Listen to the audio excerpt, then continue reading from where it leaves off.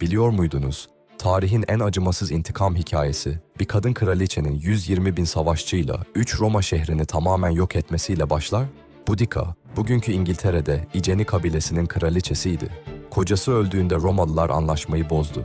Topraklarını ele geçirdiler, onu kamçıladılar ve genç kızlarına tecavüz ettiler. Bu büyük bir hataydı. Boudica öfkeyle ayaklandı. Savaş arabalarının tekerleklerine dönen bıçaklar taktı. Savaşçıları yüzlerini mavi boyayla boyadı.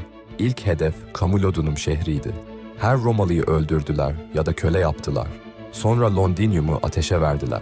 Ateş o kadar şiddetliydi ki arkeologlar bugün hala kırmızı yıkım tabakası buluyor.